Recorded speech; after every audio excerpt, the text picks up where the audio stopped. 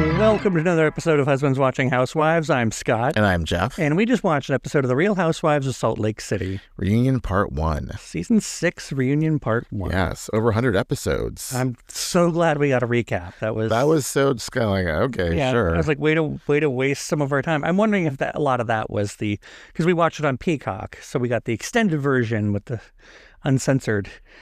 So I'm wondering how much of that, was the extended version. I did see Monica was on a podcast talking about how she wasn't in it. You just hear her voice there, oh my God. But, I mean, the fact that we saw freaking Jenny. Yeah. They could have put in Monica. Yeah, that's true. Yeah. I really feel like this, when Lisa was going on and on and on. Which part? Touche. I guess before we start talking about the show, I got to close this window that keeps opening on our damn laptop. Your window. I got to do something about this computer. It drives me nuts, but it does the trick. No, I have to say and let people know, thanks for finding us. Please like and subscribe on all the social media, on wherever you get your podcasts, rate us, give us all that stuff. It does help.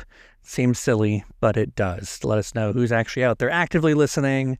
So we appreciate you finding us. We are two husbands, each other's husbands, and we watch Housewives. Correct. Yes. That's the gist of it. That's it. Yep. We don't recap the Housewives shows. We try not to go play by play. We just try to go wherever the thoughts take us. And where the thoughts take us this week it's a reunion part 1. Yes. So it was a good start. Yeah. Good start for sure. Definitely got in the feelings and laughed, and so all the emotions were there. Yeah, it reminds you. Heather cried a lot during the season or during this episode. Yeah, this episode when they were showing the flashbacks. Oh, you're saying throughout the series she's cried a lot. No, throughout this episode, looking back at the flashbacks, that moment, she kept tearing up, and she had a little. Oh, I didn't really notice. Yeah, she needed a cry. Evidently. Yeah. She needed a crangle. Yeah. I forgot what I was going to say altogether now. No, it's all right.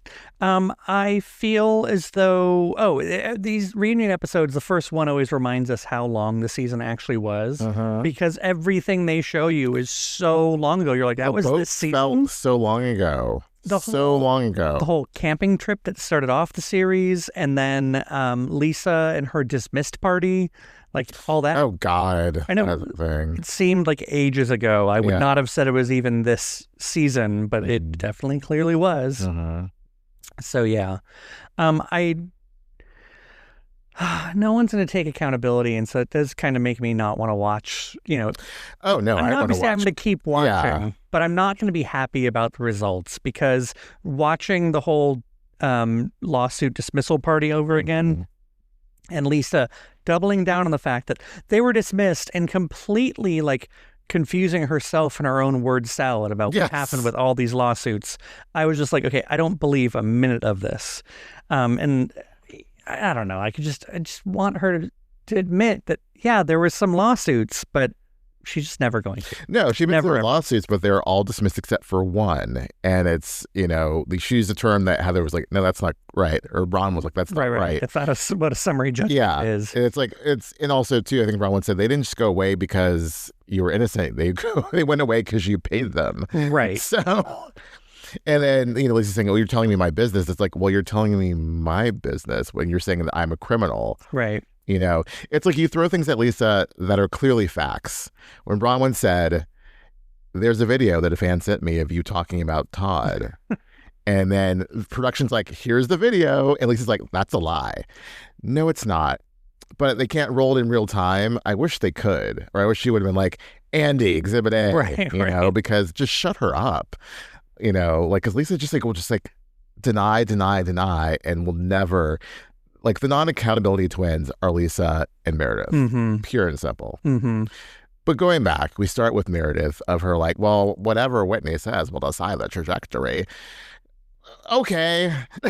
I do love that, because that's kind of what we were talking about in the car before we got home and watched the episode, was that the internet is all abuzz with how, this whataboutism of Heather and Whitney coming after Meredith for her drinking. And it's Whitney has never once claimed to be sober. Whitney has never once claimed that she didn't do something while she was drunk that people told her she did. She takes accountability for her behavior.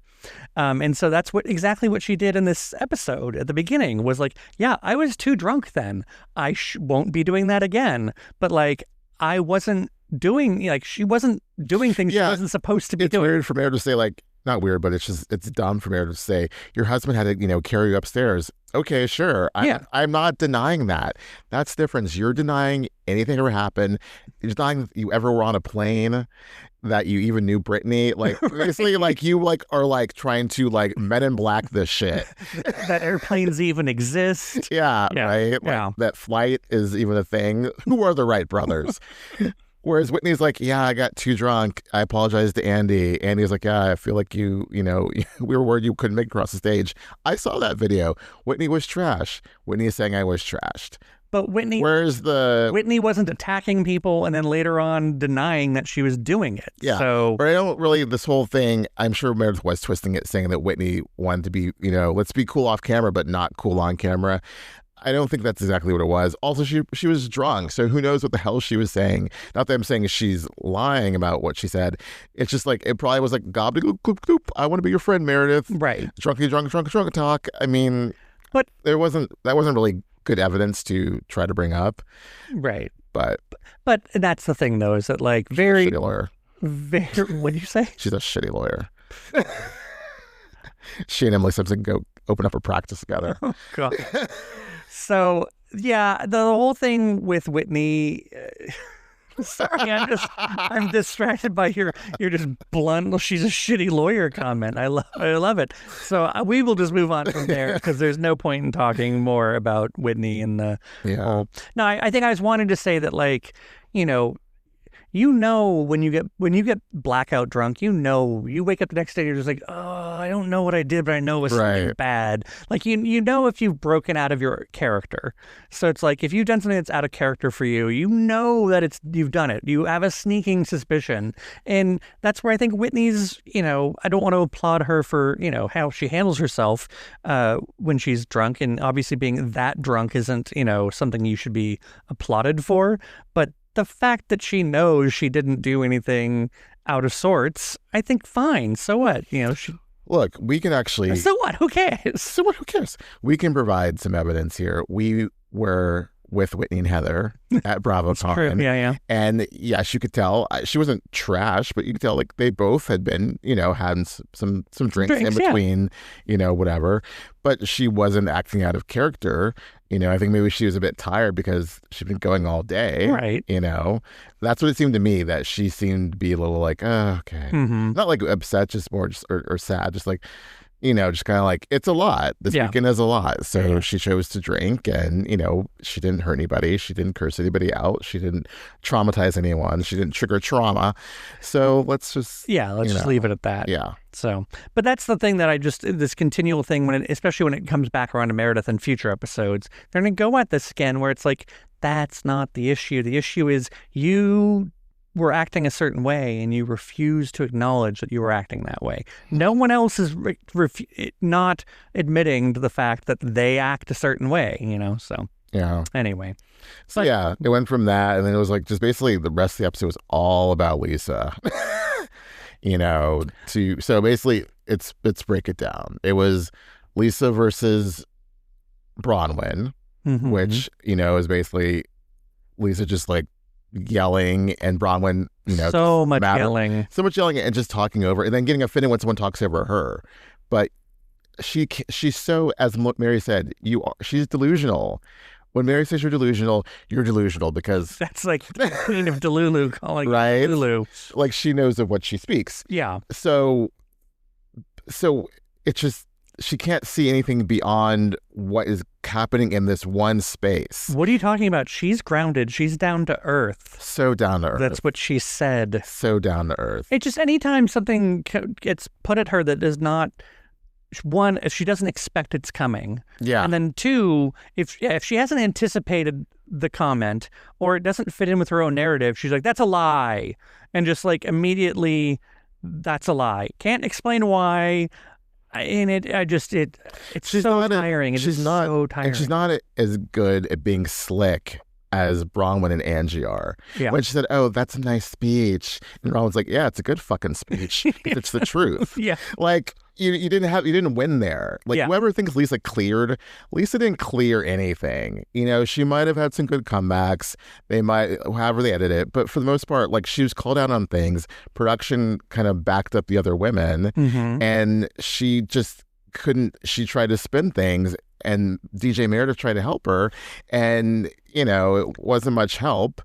Like Lisa was yelly, and Meredith was smug, and the two, and I'm like. And how neither of them, I mean, yes, I'm sure Heather and the rest of them were team gang. I'm about to say gang. They were tag team back again. Well, no, a tag team is usually two people, but like Heather and the rest of the ladies were definitely ganging up on Meredith and Lisa.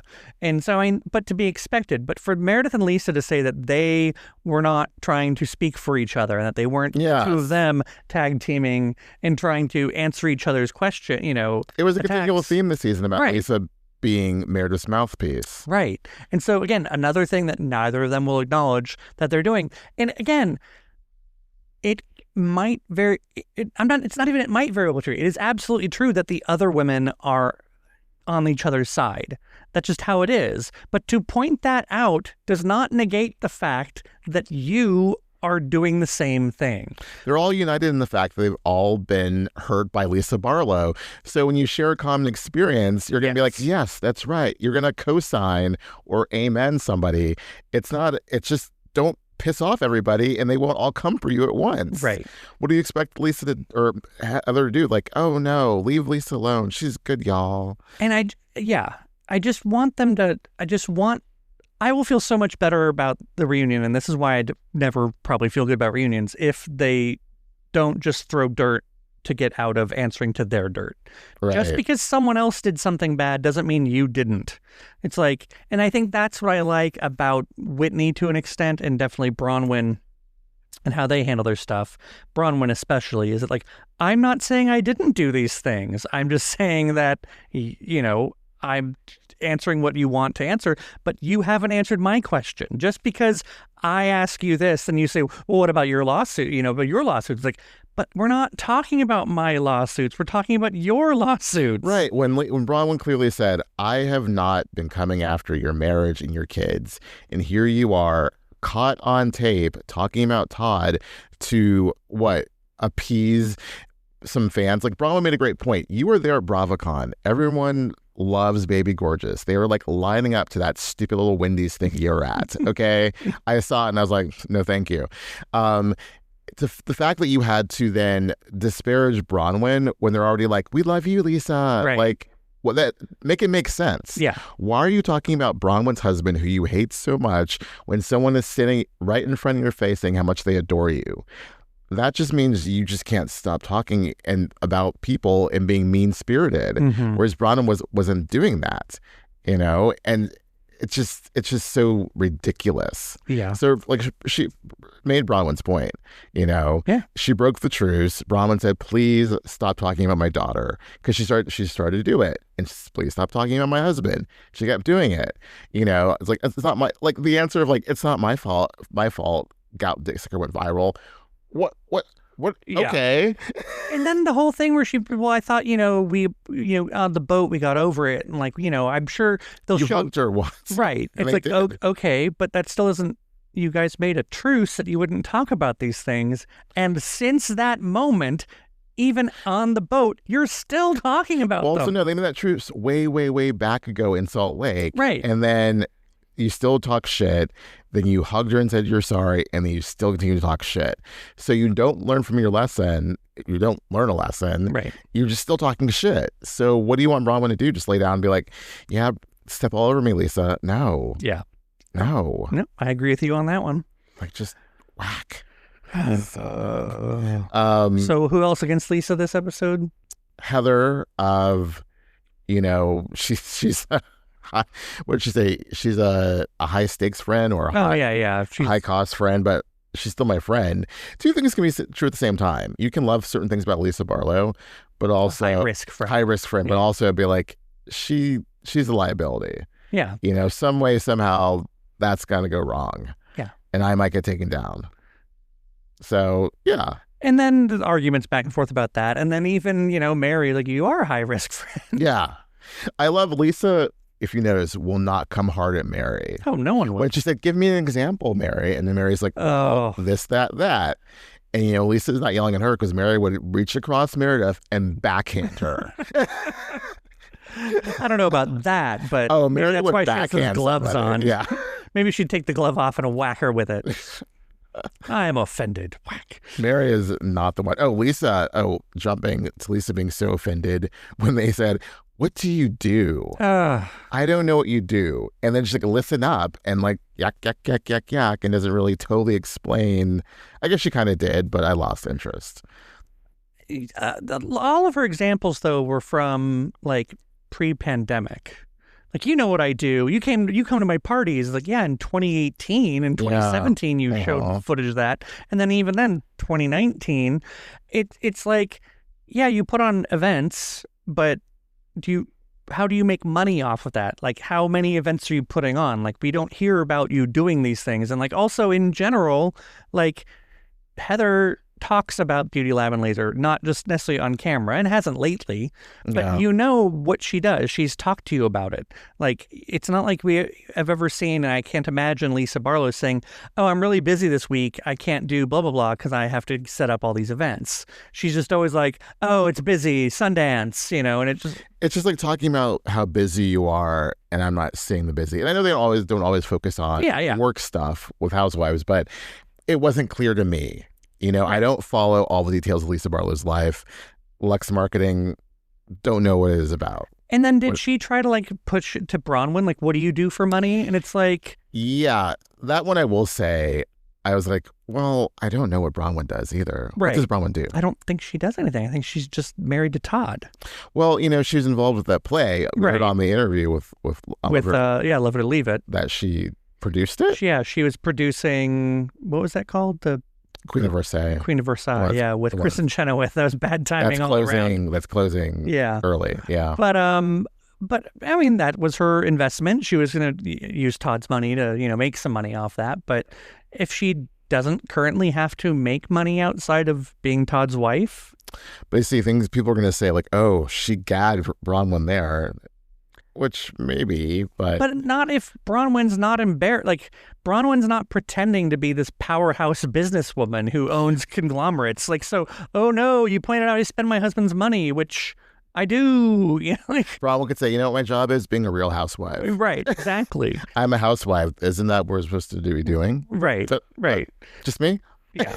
So, I don't think that's a big flex at all. And then to sit there and they got the whole back and forth about Angie's commercials were definitely a dig. Oh, for a troll, for sure. I mean, I don't know that they were a dig, but they definitely played off the fact that Lisa had a Wendy's endorsement, and so Arby's like, oh, isn't that funny? And she's also involved with the tequila company. Right. But it's not, Lisa, they're not standing on the back of Lisa Barlow. Oh, give me a break. Like, she's acting... There's certain, there's one housewife and one franchise. It was like, basically, like, I started the show, pretty much. It all came from me. It all, like, spun out for me. And it's like, you're not. It's not like Lisa sat down at the Housewives lunch counter and, like, started a movement. It's not like she allowed everyone else to have equal housewife rights. I mean, come on. Not the lunch counter. It took me a second. I was like, oh. But the way she talks about it is though she did this big, brave thing. Like she's John Lewis. Yeah, you're just like, okay, sweetie, I don't want to say sweetie, that's condescending. Yeah. But like, come on. You're not the first housewife to have a business, and the rest of the people on the show can have commercials and things. You're not the only one. And I thought what Angie said, the half that I thought was somewhat true, is that if I get approached by a brand and I think it makes sense, I'm not going to turn down the money. Right. Like, just because you did it first doesn't mean we're all copying you, and it doesn't mean that we're doing it to be better than you. We're just doing it as well. But Lisa always turns it around to be like, oh, it's because of me. You're all trying to be me. Well, then Angie said, well, you got Kerastase from me. And even Bronwyn said, I never heard of Kerastase until Angie, so obviously you got that from her. Well, and then Lisa was trying to be like, no, and then enough of the women kind of shut her down, and she's like, okay, I'm not going to argue that anymore. Yeah. So, because she owns a hair salon. which Lisa tried to disparage that. Like, I have lounges. But does she? That's the She thing. has that one that they filmed at. They have that one, and that's the thing. I open lounges, and it's like, okay, you're not talking about that. If you look up Lux Marketing or whatever her company is, they don't talk about the different lounges that they open and the different event spaces they run. Like, that's nowhere to be seen. And so it's not as easy as saying, okay, Lunatic Fringe versus Lisa Barlow's Vita Tequila Lounge 1 and 2 Airport Edition. I don't know, Airport Edition. I just don't get it. But Airport Edition. Yeah, it's just, I don't see it. I really, at that whole like dismissed lunch, she should have just been like, these are all the things I do. Like, give me some good bullet points, some clear, just like action items. And again, what's wrong with saying, and that's the problem that the women are getting at, again, with her, is that, like, all these lawsuits you're saying are dismissed, but you're not admitting that they're dismissed because you made the problem go away by making good on the debt.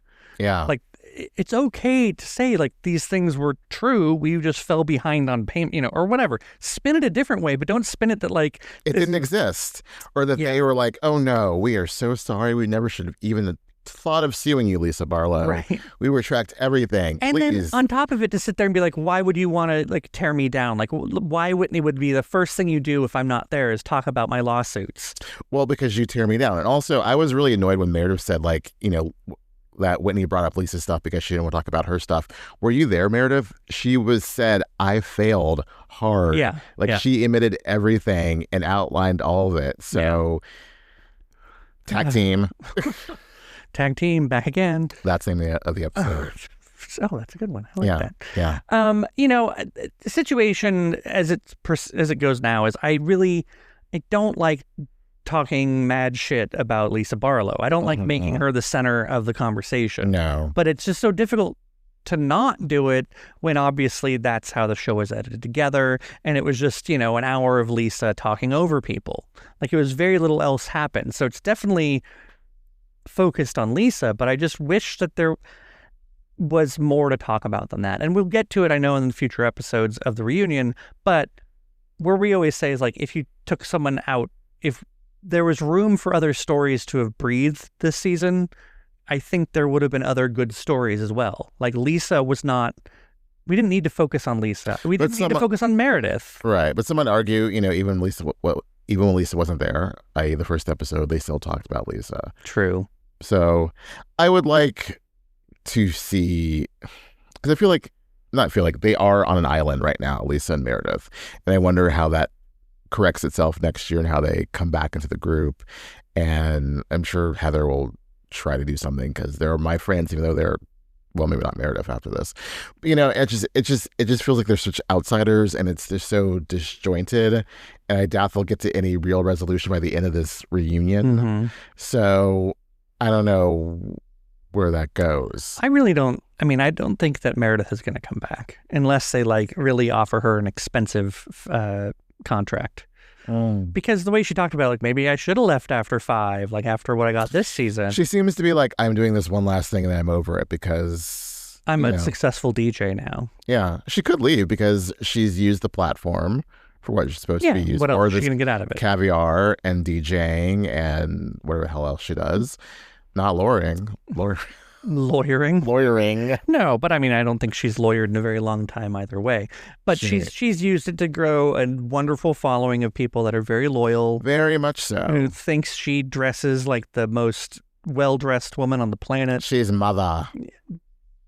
That was what I was going to say. I just figured it didn't sound right coming out of my face.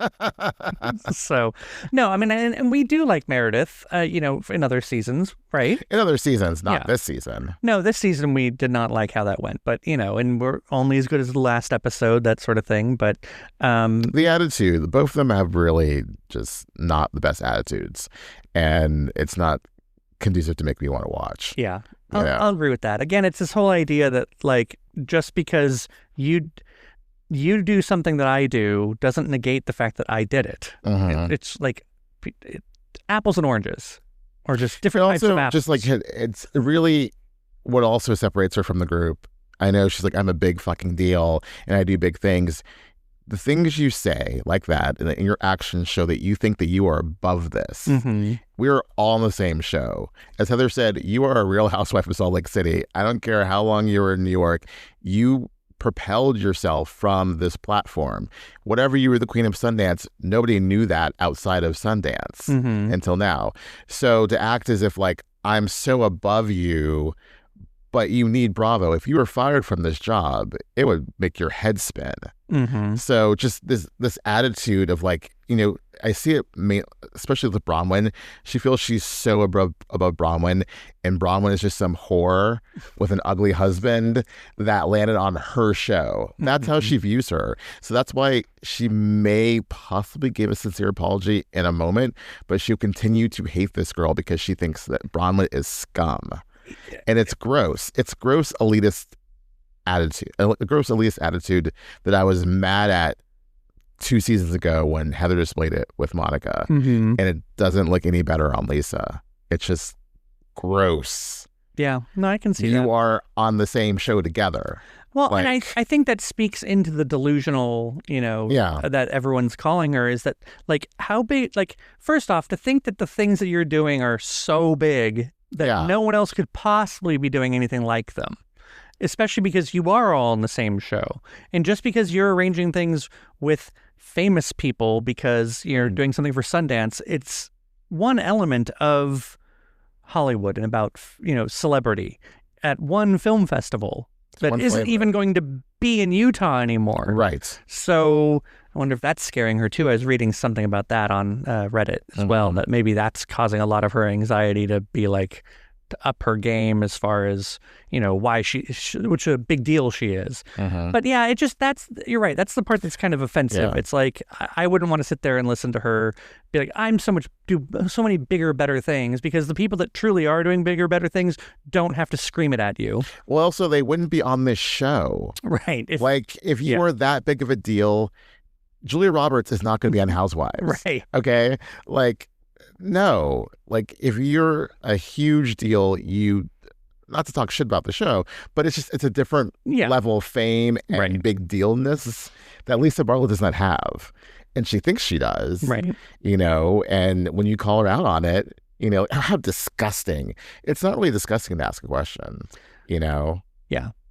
I mean, if she was to say, like, disgusting that we've been friends for this long and you don't know what I do, that could be a reason to say disgusting, but... Or just stupid. It's disgusting when you say someone is a gout dick sucker and you're happy because it went viral and you continue to talk about it to la-di-da and everybody and, like, make it your whole thing. I did like that entire other couch, like, Bronwyn was like, what's so disgusting about asking a question? Like, and I don't feel like that was done in a smug way at all. It was just like, we're just asking you.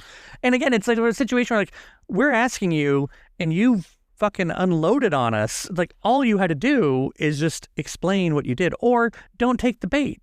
But the fact that she always will take the bait. Yeah. She will always take the bait.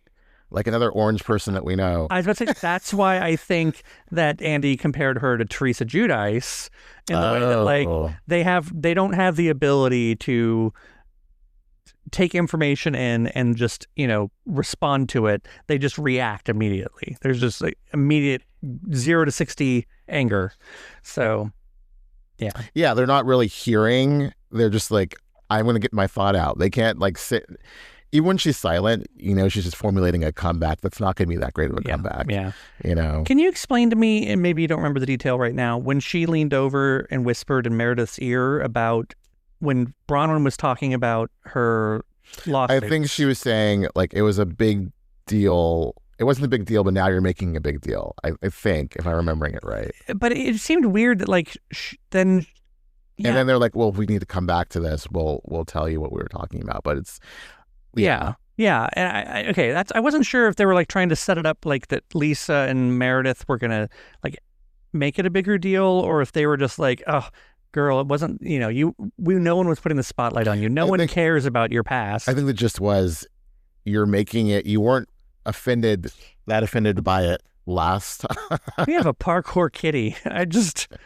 We need to get a wider angle just to film for when the cat does just come ripping through here. I wish he would like just jump. Well, he wouldn't be able to jump at anything. No, we don't want that. But like, he literally like jumped up on the ledge and like bounced off the wall. Yeah, man, it's very parkour. Yeah, it's like you weren't offended or upset at the moment, but now it's a big deal at the reunion. I think that was the subtext. Okay. Yeah. As though again they're not always doing that. So, wow, what? It's just it's so much. I mean, I do feel good about everyone else so far in this episode. Yeah, I think aside from Lisa, like if we can get away from her for a second, Brittany was Brittany. Yay, Jared Osmond. And also the extensions. Brittany, the hair looks so much better shorter. It really does. It frames your face. Frames your face well. Whitney, I think she gets more emotional in the next episode, and we already talked about her. Mary, went from being I'm an outsider to now I'm the one trying to bring people together. What do you think about Andy asking about her? About how the main thing about Mary used to be she married her grandfather. Well, and now it's not. I don't know if we brought this up before. After we watched, we might have. I can't remember. It was so long. After we watched the documentary? Right. The thing is, when Mary came back, everyone was so surprised that she was so willing to film and do stuff with the women. And it's because she didn't want to talk about her personal story, which is the Robert Sr. of it all. So when Andy said, like, the Robert Sr. and that whole background has become the bottom of the paragraph, it's because she made it that way by engaging more with the women. Not that it was necessarily totally calculated, because I think she does have a real friendship with some of them, but she didn't want to talk about that. And so she just was like, I'm going to talk about everything here, and I'm going to do zip lining, and I'm going to tell it like it is. Right. So just by participating, she gave viewers something else to talk about. Like her bluntness or directness or out of touch with the women around her, instead of the fact that she's part of this church and married her grandfather. Yes. Okay, that makes sense. Yeah, like that became, because really this season she really didn't have much. I mean, she touched a little bit in a couple episodes about Robert Jr. Right. But really it was about her relationships with the other women. Right. Which is what ideally I want it to be. Yeah. When that's the drama I like to see in Housewives. Right. I don't need an extensive personal storyline. No. Sometimes people, if you are that great and engaging and interesting with the group, I can excuse the fact that you don't have a ton going on. Heather didn't have a ton going on, but she definitely worked her way in this group, and some might say manipulated, and some might say moved the chess pieces. But and I definitely, she irked me a ton, but now I'm okay with her. We're in a good place. So far, yeah. Yeah, so far. But yeah, she didn't I'm an empty nester. That's my personal story. But really, what was Angie's personal story? I think Whitney had a stronger one. I think Bronwyn for sure. And Lisa and Meredith didn't really have a personal story. No, she didn't. I mean, there's the rumors of Seth cheating, so that'll be part. Well, that was at the very end, but I mean, it was really mainly. And then the Lisa and John stuff will come up. Yeah, but I'm saying Meredith, aside from the mess with the group, didn't have. Yeah, you didn't even see her really with Seth on. I don't remember. I think there's maybe one scene with Seth. Yeah, maybe.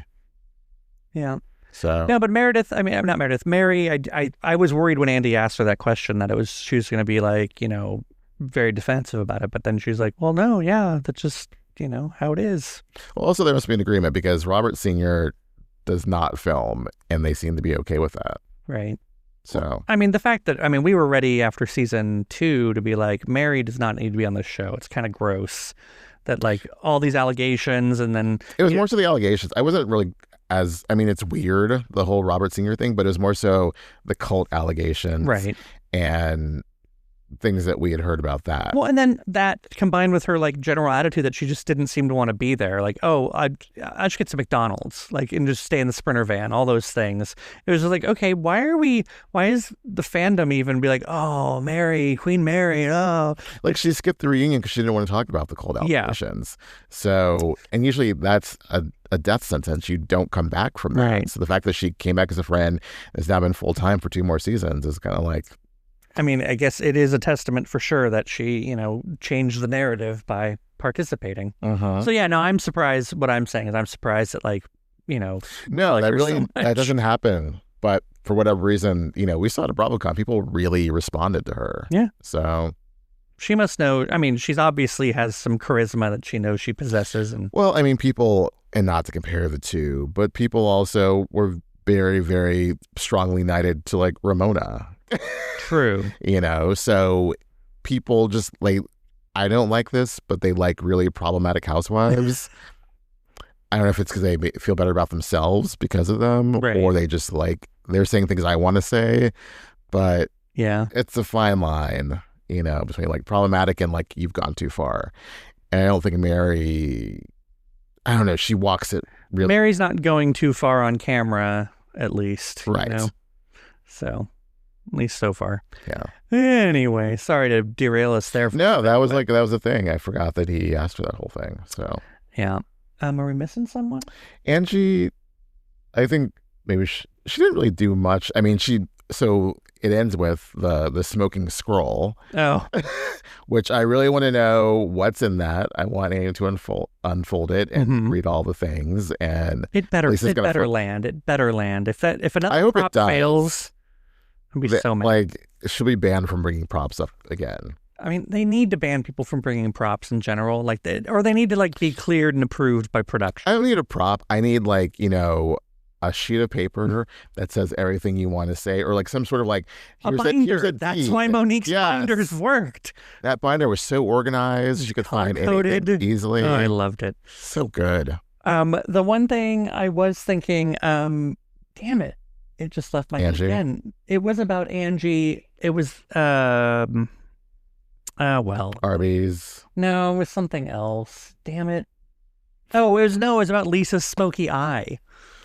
Even that, just I know say we got off Lisa. But... yeah, just say my makeup artist messed up. She's great, but she messed up, and I was probably crying. I don't think so. Yeah, that for her to again, this is one of those things where you guys are always on my case about, you always need to have glam. You need to have glam. It's no, I'm just not good at my makeup.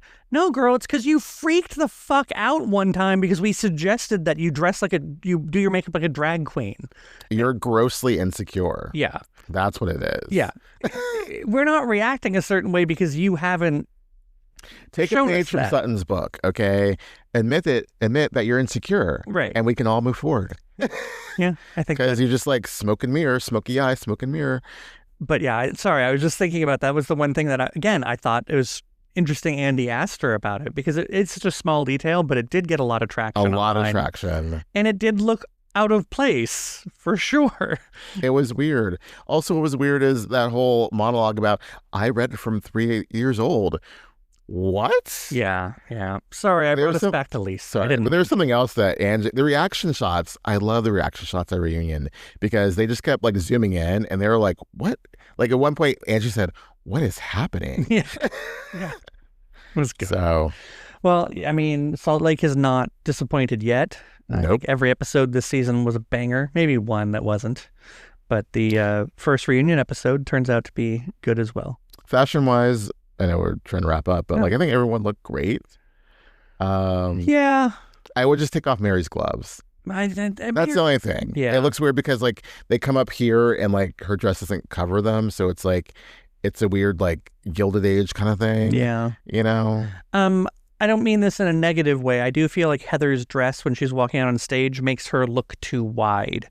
Just the way it's structured. Right. Because she's not wide. Right. And so it kind of just the way that the wrap around her shoulders work and everything, it just kind of gave, accentuated her in a way that I think isn't necessarily the best. So she looked great in it. Great color. Everyone great colors.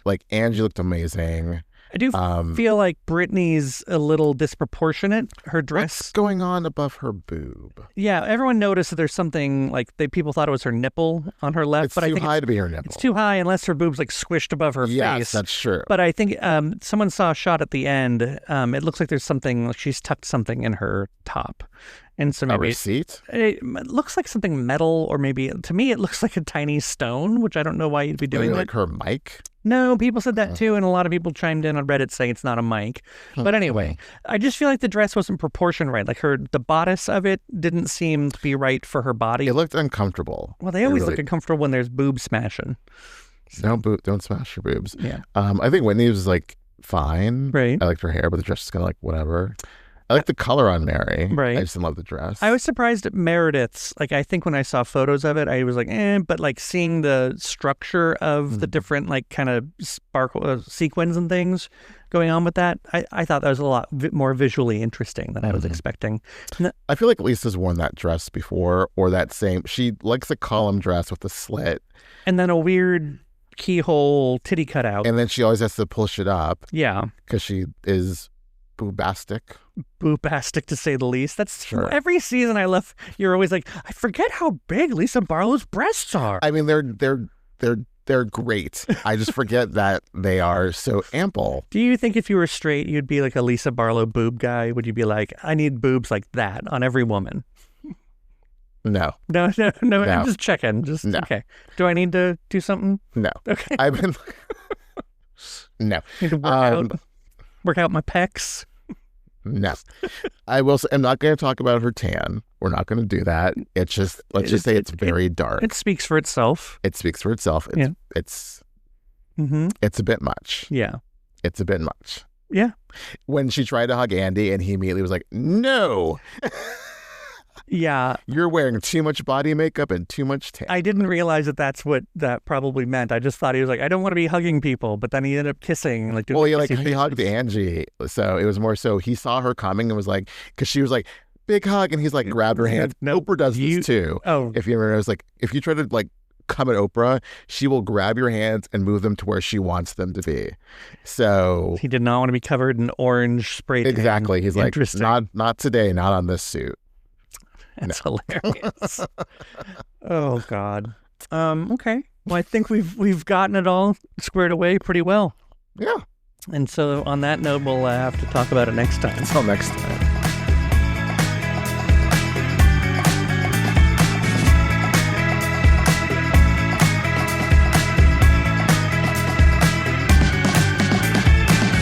Facing each other feels so inside the actor's studio. What's your favorite curse word? Motherfucker. Hearing Lisa Barlow say cunt was pretty nice. You ready? Maybe I should do like the uncensored next week too. Okay. It's fun.